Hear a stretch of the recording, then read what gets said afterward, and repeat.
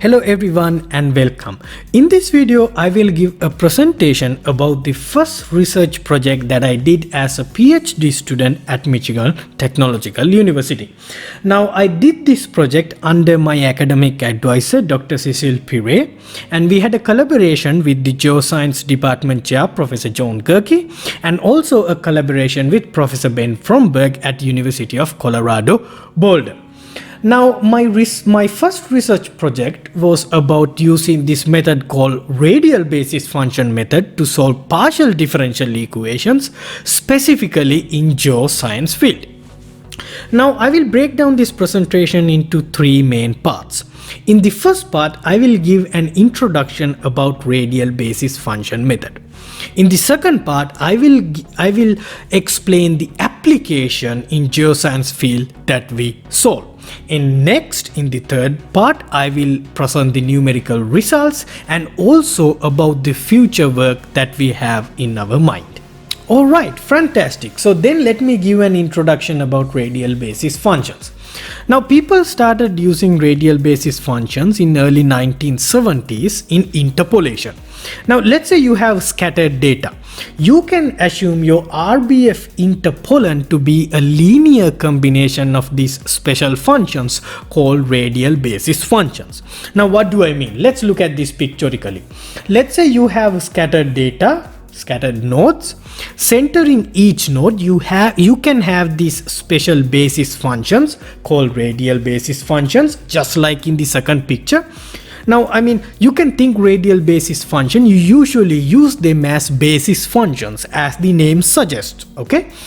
So centering each node, you have a radial basis function. Now you can take the linear combination of all of them, and then all of a sudden you can get the interpolant. So that's how you can use radial basis functions in interpolation. So basically you use these special functions as a basis. Okay, now I think it's time to show you some examples of radial basis functions. So here is a table of commonly used radial basis functions. Now, radial basis function is a special function which is radially symmetric, and this function only depends on the distance between any 2 points. Okay, so the function is a function, radial basis function is a function of distance. Now, if you look at all these functions, famous radial basis functions, you can see r. So r is actually the distance. Now, usually most of the time it's Euclidean distance. So you can think r as Euclidean distance. Now, there are two types of radial basis functions actually. So if you look at carefully, in the first four functions in this table, you can see not only r, there's epsilon.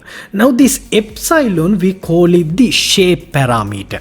Now you can manipulate and change epsilon to get different shapes of your radial basis function. We're going to soon see it from a Mathematica code. But for now, epsilon, you can use it to play with the shape of the radial basis function. So epsilon is the shape parameter and r is the Euclidean distance. Now these first four functions, they have a shape parameter, but the last type of radial basis function, r to the power m, where m is odd, we call them polyharmonic spline radial basis functions. The advantage there is that there's no shape parameter. Now, why that's an advantage? We'll talk about that in later. But the last radial basis function simply doesn't have a shape parameter. Okay, so I can draw a line here and separate these two types of radial basis functions. First four type of radial basis functions, we call them infinitely smooth radial basis functions. They are C infinity functions. You can differentiate them infinitely many times. Now the last one, polyharmonic spline, it's not an infinitely smooth radial basis function. So you can think as two types of radial basis functions, infinitely smooth radial basis functions and not infinitely smooth radial basis functions. Okay, and now what we are going to do is, now that we have seen some radial basis functions, let's actually visualize them. Let me take you to my Mathematica code and show you the plots, graphs of these some of these radial basis functions. Okay, Okay, here's an opportunity for you to see some of these radial basis functions. Now, first of all, I would like to show you the Gaussian radial basis function. So this is how it looks like, and the Gaussian radial basis function is an infinitely smooth function and it contains a shape parameter. So here the shape parameter is actually 3 square is 9. That's what I have here. So let's try to change this shape parameter and see what's going on with the shape of this basis function. So let's try to increase this. How about if we increase the shape parameter to 4? That means this should be 16. Let's see what happens to our plot if we do that.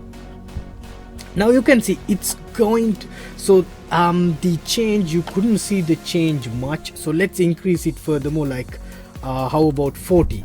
Let's see, I think we should get a steeper basis function. See, when we increase the shape parameter, the Gaussian became steeper, right? Now let's decrease the shape parameter. Previously we had like 9, so let's decrease it like to 0.1 and see what's going on. Now you can see the basis function is going to get flat when you decrease the shape parameter. So you can play with your shape parameter, change your shape parameter, and you can play with the shape of the basis function. Now this doesn't look nice. Let's change it back to 9 because that looks great. So that's the Gaussian radial basis function. Here's how the multi-quadratic basis function looks like. Now again, the shape parameter here is again this function contains a shape parameter and infinitely smooth radial basis function. Now you can again change the shape parameter from here and see the different shapes of the multi-quadratic basis functions, steeper and flat basis functions. Here's how the inverse multi-quadratic radial basis function look like. Again, this is an infinitely smooth radial basis function. Now all these first three examples, they are examples of infinitely smooth radial basis functions. Now here's an example of a non-infinitely smooth radial basis function. Now this is polyharmonic spline. This basis function is super important in my project because this is the basis function that we use in our project. Now the good thing about this basis function is that polyharmonic spline doesn't contain a shape parameter as we discussed before. Polyharmonic spline means basically r to the power m. M should be an odd power and r is the distance between any 2 points. So here I have chosen my m to be 7. Now we can change this m like 3 and see the shape of this basis function. So it's kind of a flat for smaller m value, you can see. So you can play with the number m, but it's not same as the shape parameter, and polyharmonic spline doesn't have a shape parameter. So that's how 4 basic and main radial basis functions looks like. So let's go back to my presentation again. Hello everyone and welcome back from my mathematical code, and let's continue our discussion. Now when we use radial basis function method, we use it with a node distribution. Now let's go back to our picture about interpolation problem. Now you can see here in the very first picture you see a node distribution. That's what we need to use radial basis function method. Okay, remember a radial basis function is a function of distance.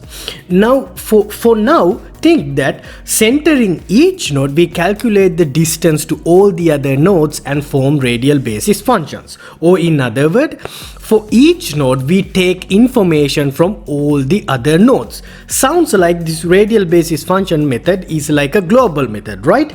Yes, for now think like that, later we can change it. Okay, now let's think that you want to solve this interpolation problem. So what we have to do is we have to come up with a system of equations. So we can come up with the system of equation a lambda equal to f. Now if you can solve for these lambda values, then you can get the RBF interpolar. Now this matrix A is called the collocation matrix. It is formed by evaluating the radial basis functions at each node. Now again, look at this first row of this collocation matrix. You can see the center node of the first row is x sub 1. So you are centering at x sub 1 and taking the distance from x sub 1 to all the other nodes in the node distribution. So again, as I said, centering each node, you calculate the distance to to all the other nodes for now. Okay, so likewise in the second row the center node is x sub 2. So likewise you form this collocation matrix and you have to solve for lambda. Great. Now when you're solving for lambda, then you must take the inverse of A. So the very first question that you might ask is, well, is A invertible? Now remember two things. We are working with radial basis functions, and also we are working with a distinct node distribution so that we can get the unisolvency. Now speaking about A being invertible, if you use a radial basis function that I showed you in the previous table, it's guaranteed to be, the matrix A guaranteed to be a non-singular matrix. The definition here and the theorem here guarantees that for 99% of the radial basis functions that are here, the matrix A is positive definite. Hence the matrix A is non-singular and invertible. So this definition and theorem doesn't work for multi-quadratic radial basis functions. When you use multi-quadratic radial basis functions, your matrix A is not going to be positive definite, it's going to be negative definite, which in that case we can also prove that if you use multi-quadratic radial basis functions, again A is going to be invertible. So there's no question about A being invertible for all the radial basis functions. This collocation matrix A is non-singular, and that's a great thing there. So that's a theoretical result. Right, now we know how to solve an interpolation problem using the radial basis function method. But really in my research we use radial basis function method to solve partial differential equations. So we have to learn how to use radial basis function method to solve partial differential equations. But first of all, let's learn why we use radial basis function method to solve partial differential equations. So let's talk about that for a minute. Okay then, here's a list of advantages of using radial basis function method to solve partial differential equations. First of all, radial basis function method is a meshless method. Now what is a mesh? Now most of the methods that solve partial differential equations nowadays requires a mesh. That means some sort of like a triangulation over the domain you solve PDE, or some sort of a polygonal structure over the domain that you solve the PDE. But now you already know that radial basis function method works with a node distribution. So you don't need a mesh, and coming up with a node distribution is something easy, and we can do that very fast with the algorithms that are available to us right now. And because we use a node distribution, we get the complete geometric flexibility. It's very easy to come up with a node distribution, and it's very fast to come up with a node distribution over any geometry that is given in any dimension, which is a very good thing. Now if you want to come up with like a polygonal structure in 3 dimensions over a complicated geometry, then that could be a very expensive, computationally expensive thing to do. And then the other thing is that, let's say in the domain that you solve PDE, there's a certain part in the domain where you're super interested in the phenomena that what's going on in the domain, and you want to capture that. Now to do that, you can have little bit of extra nodes in that part of the domain and less nodes out in everywhere else, and you can hopefully capture the special phenomena that's going on. This is called local refinements. With the algorithms that we have right now, local refinement is something very easy to do.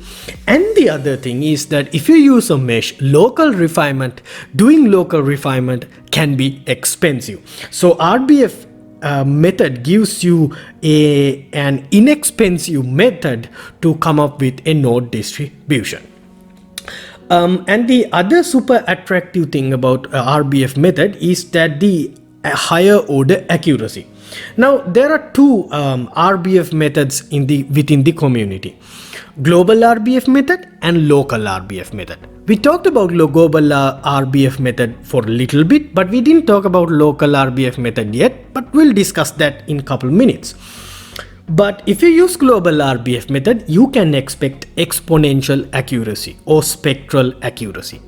But if you use RBF local RBF method, you're not gonna get exponential accuracy, but you can get algebraic accuracy, which is higher order accuracy. And you already know the collocation matrix is unconditionally non-singular, which is also great. And now you might ask, is there any challenges with the RBF method? Yes, there are. There can be issues with stability when you solve the problem, but they can be bypassed using the techniques that are already out there, introduced by the community who are researching about RBF method. And the other thing is that if you use the global RBF method, it can be computationally expensive. Now that's why we have the local RBF method, because it's computationally less expensive. It's actually computationally very efficient. So these are the motivations, and this is why we use radial basis function method to solve partial differential equations. Okay, then I think now it's time to learn how to use RBF method to solve a PDE, right? Okay, so let me give you an example PDE. Now this is the example. This is a time dependent PDE. I took a time dependent PDE because we use in my research we solve a time dependent PDE. Okay, so simple T is the time, U is the solution, and L is any operator. You can think it as, like, for example, Laplacian. So you can think this PDE as the heat equation, for example. Okay, now how do we use RBF method? Well, we use the radial basis function method to discretize the PDE in space, not in time. Okay, so because of that, we assume our solution to be a linear combination of radial basis functions, just like we assumed for interpolation problem. And then using that, we can come up with a system of equations. A lambda E is equal to U. Now we know A is the collocation matrix, and the fact that we know is that A is non-singular. Alright, so since we want to discretize the PDE using RBF method in space, let's apply the operator to this L. So we are going to apply L to both sides. So that's what I have done here. So I'm going to apply the operator to operator L to this assumption, and then from that we can come up with another system of equations. B lambda is equal to LU. Now again it's a system of equations. Now here's what we can do. So we know A is guaranteed to be non-singular, so we can invert A. So we can find lambda, which is A inverse U. So we are going to replace this in the second system of equations right here.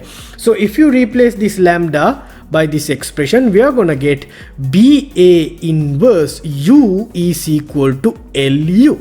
So that's what we get here. So we have kind of discretized. So what we have kind of done here is we have discretized the PD, or we have discretized L using the RBF method. Now let's call this BA inverse, the matrix BA inverse, as matrix D. Okay, so let's replace BA inverse by D. So DU is equal to LU. So D is kind of like the discretization of the operator L. Now this D, we call it the differentiation matrix. This is a super important matrix in using RBF method to solve partial differential equations. So basically we use the method of lines. Okay, we discretize the PD in space, and we form this differentiation matrix D. We find it explicitly, and then all of a sudden we can rewrite this partial differential equation as, so this is the derivative of U with respect to T, partial derivative of U with respect to T. So let's call it U sub T equal to, now LU is DU, right? So you can replace LU by DU. Now this is a system of ordinary differential equations, and we can solve that system of ordinary differential equation and get the solution. So that's how we use the radial basis function method to discretize a partial differential equation. Alright then, so let's talk about this differentiation matrix D. Now the size of the differentiation matrix D is usually determined by the number of nodes in the domain. So sometimes we work with hundreds of thousands of nodes. So your differentiation matrix is going to be huge.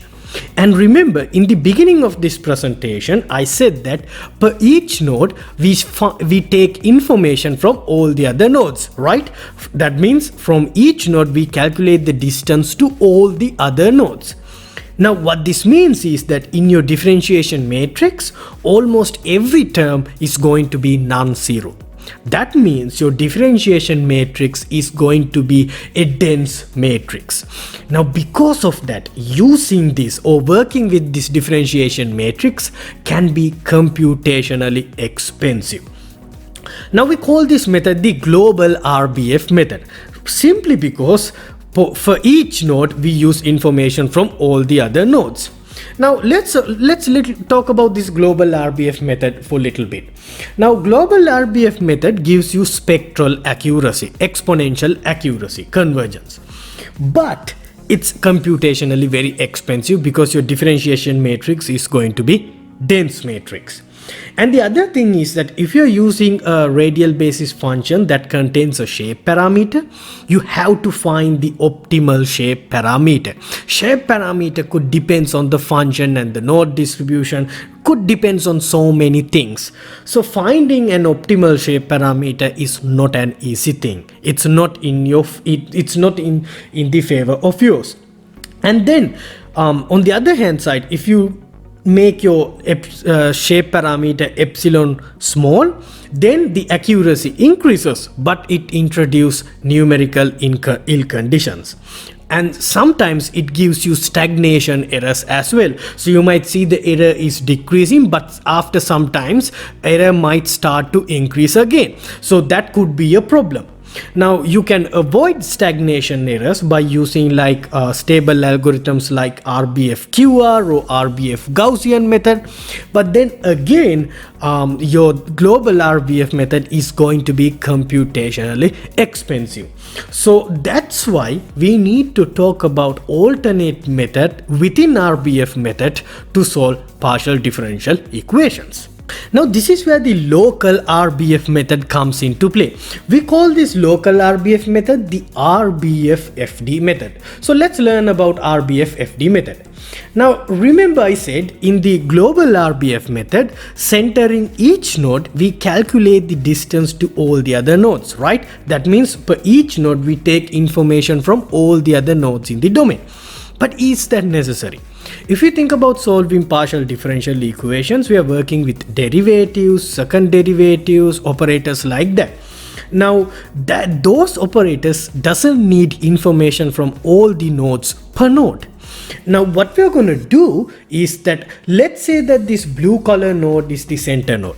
Now, rather than taking information from all the nodes in the domain for this blue color node, we only gonna take information from certain number of closest nodes to that blue color node. So information only from a certain closest neighborhood. And then the information for the far away nodes, we assume them to be zero. Now, what's the effect of this? Now, that's why we call it a local. This is a local method, okay? Because you're working with a small neighborhood per node. Now, what's going to happen is that now you know each row represent each center in node. Now you know centering each node, you only get information from few neighbor nodes. So all the information from all the other far away nodes are going to be zero. So more than 90% of this matrix is going to be made out of zeros. And then all of a sudden, the differentiation matrix is not going to be a dense matrix. It's going to be a matrix which is called a sparse matrix. Now, working with sparse matrix is way less expensive and way efficient than working with dense matrices. So that's why using local RBF method, or which we call the radial basis, which we call the RBF-FD method, a efficient method. Okay, so that's the introduction about RBF-FD method. So let's talk about the advantages and disadvantages of RBF-FD method. Now, advantages. Now, to find the closest neighbors, for each node, we can use algorithms like KNN search in MATLAB to find the closest neighboring nodes. And this is efficient. This is not expensive, which is a great thing. Now D is a sparse matrix, so which gives us huge advantage over global RBF methods. And there are different node distribution options that we can use. It's easy to implement boundary conditions. Yeah, your eigenvalues could be all over the place if you use RBF-FD method, but the good thing is that if you have eigenvalues with positive real parts on the right hand side of the complex plane, you can push them to the left hand side by adding little amount of hyperviscosity. We don't do that in our research, but some people do, depending on the problem they have, but these challenges can be overcome. Now, a disadvantage with the RBF-FD method is that now when you switch into local mode, you're gonna lose exponential convergence. With global RBF method, you can get exponential convergence and that means spectral accuracy. But in RBF-FD method, you're not gonna get that. Rather, you're gonna get algebraic convergence, higher order accuracy, which is actually the super practical thing when it comes to applications. So I don't think it has a disadvantage. Like we can get 4th order, 5th order, 6th order accuracy if we desire using RBF-FD method. So losing exponential accuracy, spectral accuracy, is actually really not a disadvantage. The biggest advantage is RBF-FD method is extremely efficient, very computationally inexpensive when it comes to solving partial differential equations. Okay, great. Now I gave you a brief introduction about the radial basis function method so far in my presentation. Now in my research, we use RBF-FD method, not global RBF method, simply because RBF-FD method is computationally efficient. Now the other thing is the radial basis functions that we use in my research is the polyharmonic spline, because remember if we use remember polyharmonic spline radial basis function doesn't have a shape parameter. Now if you use a radial basis function with a shape parameter, then you have to find the optimal shape parameter, which is another disadvantage. But we can overcome that if we use polyharmonic splines. So in our first research project, we use RBF-FD method together with polyharmonic splines. So we get the computational efficiency and don't have to deal with shape parameter. Okay, now in this video is already kind of long, and you might be bored by now. So what I'm going to do is I'm going to explain the rest of the presentation in the next video, which is the part 2 of my presentation. Now in part 2, I will give an introduction to the application problem we solve, and I will present the numerical results. Okay, so hopefully I'll catch you in the part 2 of my presentation. Thank you very much for watching this video. Bye bye.